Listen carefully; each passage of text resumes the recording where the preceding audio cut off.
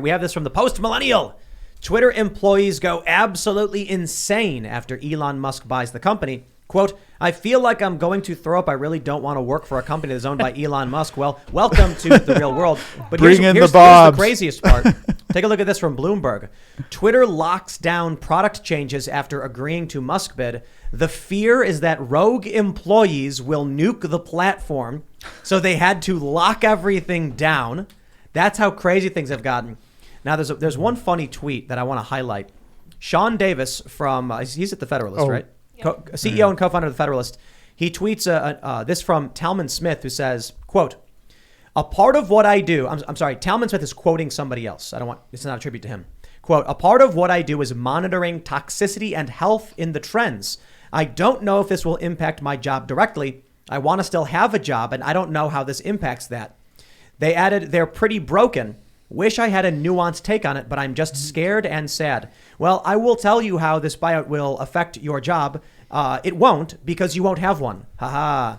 No, I think Elon Musk will keep a lot the same.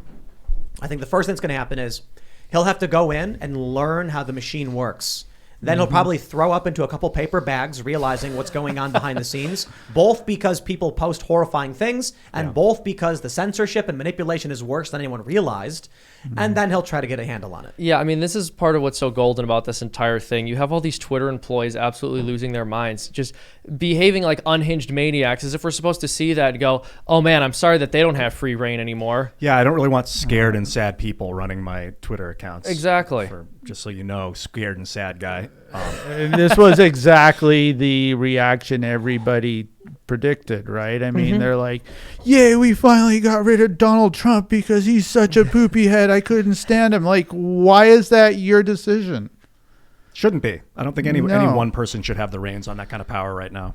Well, and again, they have played their hand. They're showing that these are not cool, calm, and collected people who can make reasonable decisions in a time of crisis. Look at the way they're acting right now. Elon, someone they don't like, now has control of their company, and they're in histrionics. Now, I'm just doing some math. I'm looking, as of December 21, there's more than 7,500 Twitter employees. That's a lot of people. And Elon is pretty, I would call him cutthroat. What would you say you do here? Yeah, exactly. They work from home. That was a big part of this Twitter thread, too, that Tim had pulled up earlier, is they were saying most of Twitter employees work from home now. They're wondering if that's going to change. I think that he's going to slash the employee. This is what I said. What would happen if Elon Musk just shut down the VPN, locked out all the employees except for the Knox at the data center? Would Twitter become a better website just from that? What would that look like exactly? You wouldn't have these toxicity moderators, for one. I mean, Fire them all. Yeah. Toxicity? Fire them. You know, Elon Musk is in for a rude awakening. I gotta be honest. I think he's a smart guy. I think he's planned strategically. I think he cornered Twitter. The shareholders may still try and push back, but I really don't see what their votes are going to be. I mean, you're getting free money, but I think Ian understands this, especially having worked with Minds. When Elon, it's getting to that point. I fused them both. Yes, you did, sir. When Elon says he wants free speech, I don't think he understands truly what that will mean to open the floodgates. And I think even Elon Musk must have a line. So I'll pose this. It is free speech to show images of dead babies, because you want people to know about the horrors of what's going on with abortion, say, right, Seamus? Yeah. And so how will people know they don't want it unless they can see what's actually happening? Will advertisers want to be on a platform where there are photos of dead babies? It's an interesting question. To be fair, I think what Elon Muskland means... I saw Lizzo's ass in a thong for like how many times before I finally realized I did not want to see that. Yeah, no, it's an interesting question. I think this is a really complicated problem that not a lot of people consider, which is that even with these conservative alternatives that they're trying to launch, if any of them ever happen to catch on, or even with this, what Musk is trying to do, implementing a more neutral model with respect to speech, at some point, you're right, it could affect profitability. And then what happens then? Yeah, I think the ad revenue model is dying. It's useless. It's getting to the point where it's useless. And your friends. But that's why Elon says he wants to drive up memberships. So Well, I just want to say, I like what Elon Muskland. No, I like what Elon Musk is saying about a lot of this. Mush. But here's what I'm curious about. Without looking at this through any ideological framework, Tim, you were sort of mentioning earlier that restricting certain advertisers from being able to pay Twitter to have their ads placed there could be failing to fulfill their fiduciary responsibility. Do you think there's an argument to be made that the shareholders allowing unfettered free speech could also be failing to uphold their fiduciary responsibility because it could make the company less profitable? I would argue. Well, I actually addressed that. I said when it comes to politics, the board might actually argue that taking on some advertisers would hurt us, which is why they justify it. But climate change, there's no justification for that.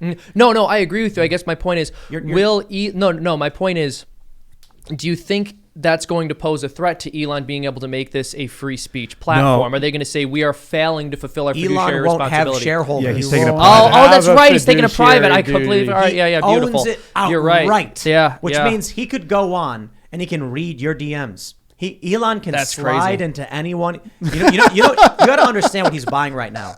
He's buying the ability to DM Britney Spears. He's buying the ability to read his ex's messages, bro. Well, like somebody who's a Madonna, who's his age, Eminem.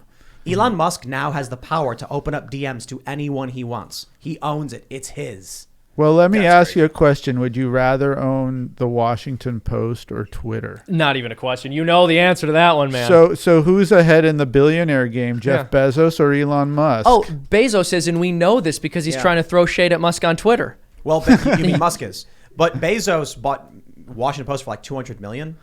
Right. Yeah, Elon put up $44 billion. It was funny. With a B. Bezos said something along the lines of, does China now have a stake in the public square in response to Elon Musk purchasing Twitter? No, but I want to go back to that to the free speech point I was making before. Elon Musk has a line, and AWS, which Twitter is on, right? It's on AWS. Yeah. Actually, I don't know if Twitter is. Twitter's. They might have their own infrastructure, I suppose. I think they have their own infrastructure. I would not trust AWS. Well, yeah, but Twitter would.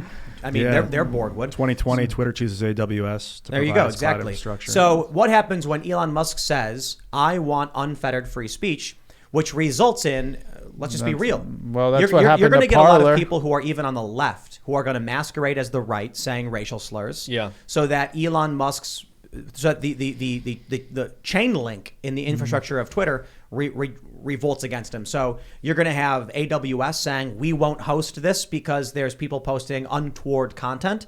You're going to have the app stores saying, until you clean this up. Yeah. Elon Musk can take Twitter, but everything around him can, the entirety of Silicon Valley can surround him and shut him down. So how much could Elon Musk tolerate? How much can Twitter tolerate?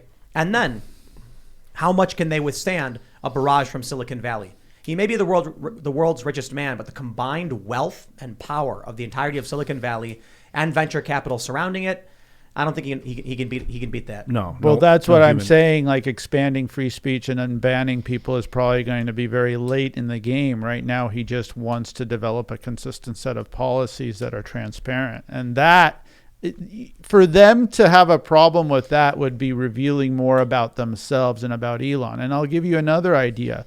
Does Elon taking over Twitter embolden a Mark Zuckerberg to allow Facebook to become a bit more free and transparent? Because he's getting the same pressures that Elon Musk is, and it's killing Facebook. What did their stock drop like 1/3 in one night? They can use this as an excuse and say, in order for us to compete now, we've got a private company worth $50 billion, and it's one of the biggest social media platforms in the world. Their allowing of free speech is making people want to leave our platform. Sorry, shareholders. It is our fiduciary duty. We must start unbanning.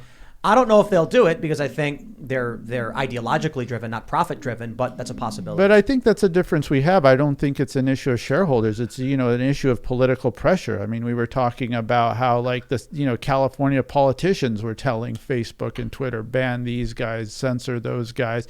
Barack Obama is coming on saying that there's too much trash on the internet. It needs to be banned. You have political figures in this country who are openly advocating against the First Amendment and using their political muscle to make these private companies do their bidding.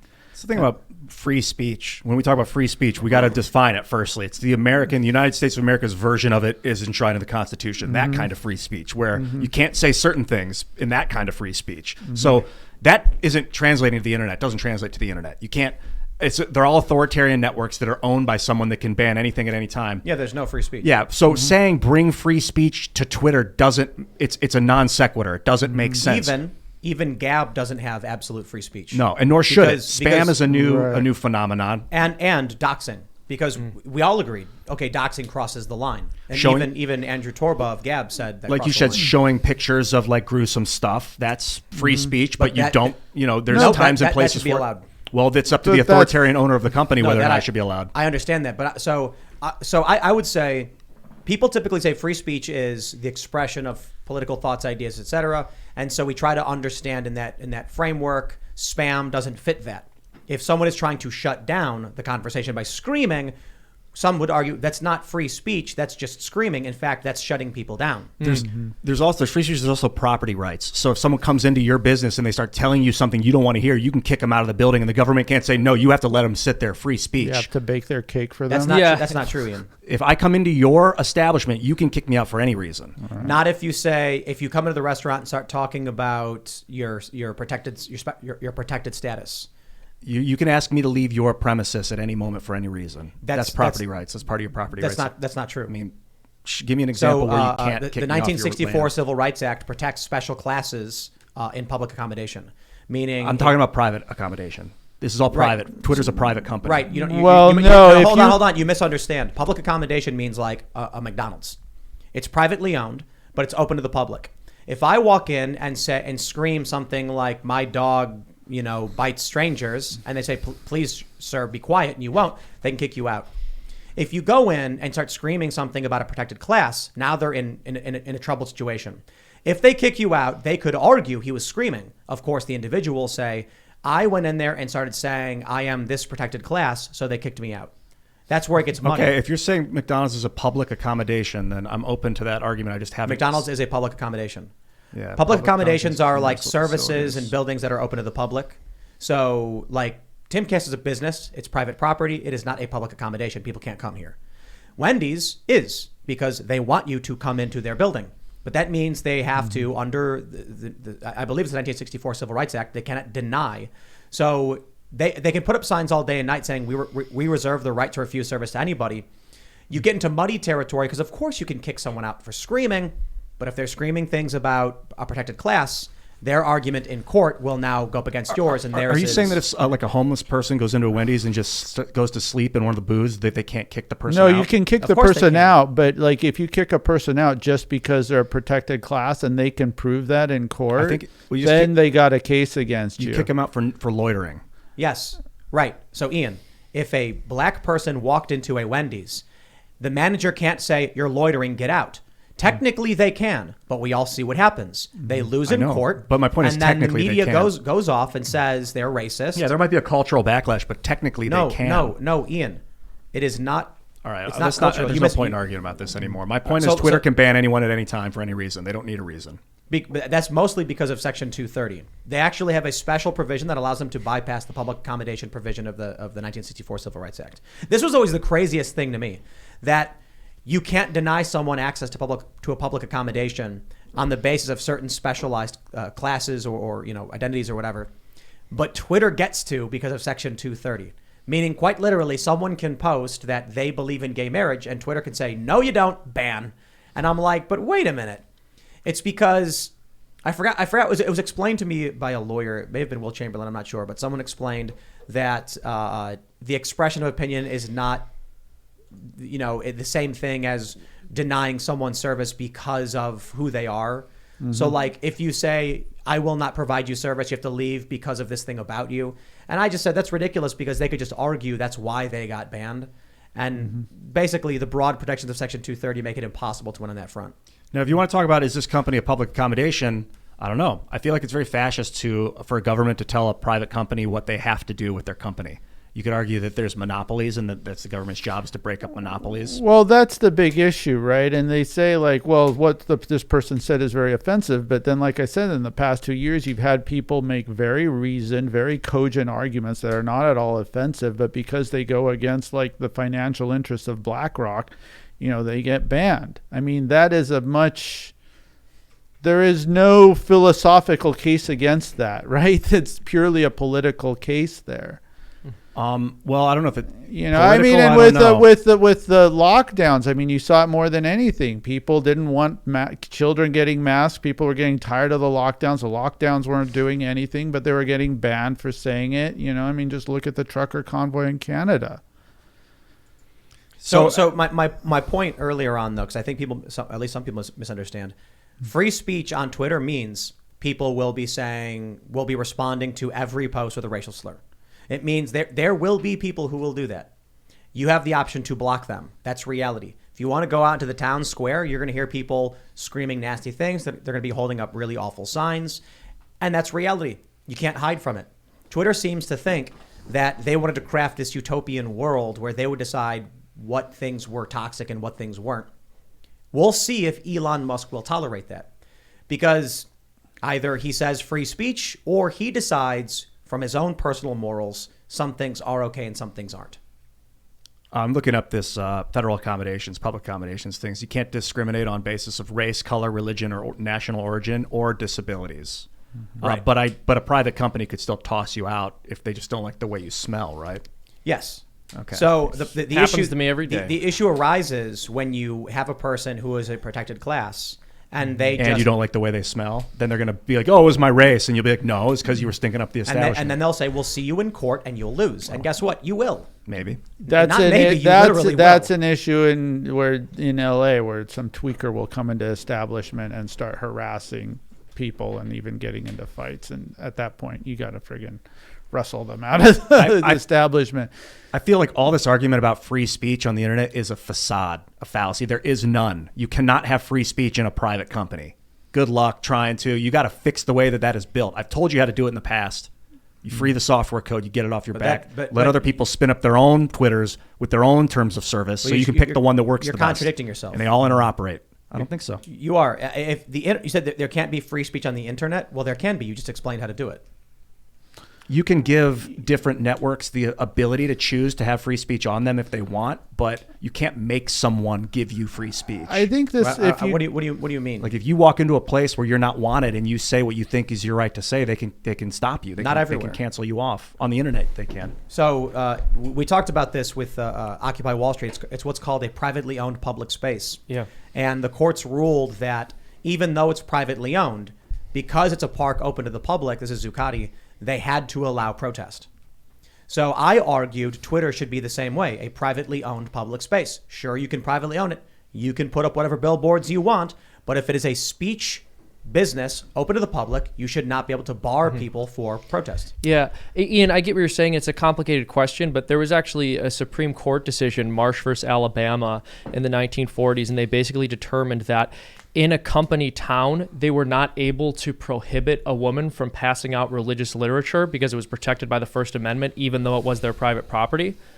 I think it has something to do with taking up a certain amount of the public square that you are now required to uphold the law of the land. Oh, that's okay. And in the United States, it is the First Amendment. So she came into my house and started passing out religious stuff. I can't say, you can't do that, but I can say, get out of my house. Yeah, my understanding, and again, I'm not a legal expert, I'm not an expert on this case by any means, I've heard a bit about it, but my understanding is basically that if you own a large enough or you occupy a large enough percentage of the public square as a private business, there are certain First Amendment responsibilities that you have. There's a back and forth on this actually in the state of California where malls are technically supposed to allow people to leaflet and do political activity, but then they sort of go back and say, no, we have the right to regulate in the interest of keeping the mood of our mall. So for example, you go to some malls, they're like, okay, you can go set up a table over there, but you have to file an application and give a deposit and all that. We ignore those when I was doing fundraising. They would tell you, and this happened all the time, go to a shopping center. You're allowed to work for causes and fundraise and protest. They will tell you you can't. They will tell you they're calling the police. they can't do anything. And if the police show up, the police will defend you. And sure enough, every time the police came up, apologized to me and just said, ignore them. You're allowed to, if you're outside, you're in a parking lot outside waving to people. As long as you're not you're not obstructing anybody, as long as you're not screaming at anybody, you're just waving and handing out flyers and asking people to talk. Totally fine. Protected under the First Amendment. I think part of why I'm concerned with what you were saying about treating Twitter as part of the commons and just letting it fly is how will you moderate that? And who's in charge then of moderating it? Like if it's a private company and you're like, you can't moderate it the way you want. Now figure out how to moderate it. That doesn't make any sense. See, I don't think any of that's how do we gonna moderate change. the public? We have police. Okay. We have police. Problem solved, right? Well, we have laws and things, the Constitution that guides the actions of the police. If someone posts something illegal, which there are many things illegal under the law, then there you go. The police get called, intervene, arrest the person, and then if Elon's Twitter decides we're going to immediately remove anything we're made aware of that's illegal will be removed instantly. The police will be informed. But then trespassing is illegal. So if you're on Twitter, if you're in their space, it's just a different environment. So I just want to read one one sentence. I just want to read one sentence from this decision that I pulled up here. Justice Hugo L. Black noted that, and quote here, the more an owner, for his advantage, opens up his property for use by the public in general, the more do his rights become circumscribed by the statutory and constitutional rights of those who use it. So making a private company act as if it's the United States government is challenging. I agree that these things are in the commons. I do believe they are in the commons. This far right Ian Crossland free market. I don't think that forcing Twitter to change its terms makes any sense. It's super dangerous precedent. If the government starts deciding what companies how they have to behave, we're effed. But we're not. Right now, it's just a guy has bought it and he's going to change it the way he sees fit. Yeah. Okay. Maybe. Let's go to this story right here. We got this from Timcast.com. Donald Trump says he will not return to Twitter after Elon Musk purchased the platform. He'll make improvements to it, but I am going to be staying on Truth, said Trump. Oh, boy. I don't think Trump is actually on Truth. He's not posted anything, has he? No. I don't know. I'm not on it, and I don't think anyone else is either. I mean, I have an account there I don't use. Yeah. Whatever. I don't have one. Quote, Trump told Fox News, I am not going on Twitter. I am going to stay on Truth. I hope Elon buys Twitter because he'll make improvements to it, and he's a good man, but I am going to be staying on Truth. We're taking in millions of people, and what we're finding is that the response on Truth is much better than being on Twitter. That's just fundamentally not true, and anyone of influence knows it. All of these conservatives are pointing out that the left won't leave the platform. Twitter is the place you got to be because of platform monopoly. Are you saying that the liar lied? Oh, sorry, Seamus. He didn't lie. I'm saying he's wrong. What do you mean? What I was going to say here is that I think, it's very noble and I would argue in many ways a good thing when conservatives try to start their own platforms in this sphere. But the problem is Twitter's utility is the fact that basically everybody's on it, and your perspective can be heard by people who didn't just come to hear a right-wing perspective. So you actually have the possibility of changing people's minds about things. And so if Elon Musk is able to make Twitter, or I should say Elon Muskland is able to make able to make Twitter a more fair and open platform for different political views, that would be much better for us as a movement than to all segregate ourselves to this conservative website that other people aren't seeing. Thanks for checking out this segment from the Timcast IRL podcast. But if you want to check out the full show live, tune in Monday through Friday at 8 p.m. And if you want more special access content, head over to timcast.com and become a member. Your membership helps sustain this company, keep our journalists employed, makes this show happen, and you will get access to exclusive members-only segments of the Timcast IRL podcast, and there's a massive library to check out. So again, go to timcast.com or tune in Monday through Friday at 8 p.m., and we'll see you all there.